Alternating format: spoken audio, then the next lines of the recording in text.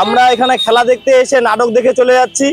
আজকে যে তারা ক্রিকেটাররা খেলার দিকের মনোযোগ কম, তারা কেউ ব্যবসার দিকে মনোযোগ দিচ্ছে, তারা ব্যবসা করছে, কেউ আমার এখন মনে হচ্ছে কিছু কিছু খেলোয়াড় খেলা ছেড়ে অভিনেতায় যোগ দেওয়া উচিত। আজকে আমরা এখানে খেলতে খেলতে খেলা দেখতে এসে আমরা একটা হতাশা নিয়ে চলে যাচ্ছি। সারাদিন আমরা লাইনে গেটে দাঁড়াইছিলাম, কিন্তু কোনো খেলোয়াড় তারা 5 স্টার হোটেলে বসে তারা প্রেস ব্রিফিং ডাকছে। আমরা আজকে মিঠুন বলেছে যে তারা অ্যাকশনে যাবে। জনগণ যদি অ্যাকশনে যায় তাহলে তাদেরকে আর মাঠে ক্রিকেট খেলতে হবে না, বাসায় বসে লুডো খেলতে হবে। এটা একটা কড়া হুঁশিয়ারি দিচ্ছি। তারা ক্রিকেট বাদ দিয়ে তারা এখন টাকার পিছনে ছুটছে। তারা যদি এইভাবে টাকার পিছনে ছুটে বাংলাদেশের ক্রিকেট অধঃপতনের দিকে যাবে।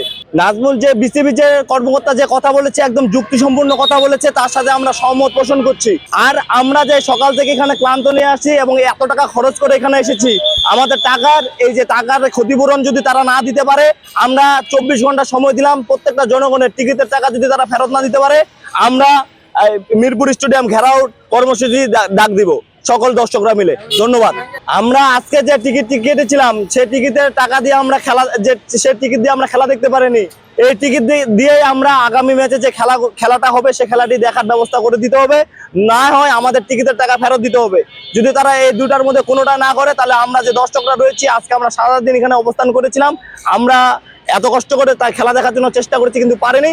তারা যদি আমাদের টাকা এবং টিকিটে খেলা দেখার সুযোগ না করে দেয়, তাহলে কালকে আমরা মিরপুর ঘেরাও করব, মিরপুর স্টেডিয়াম ঘেরাও করব।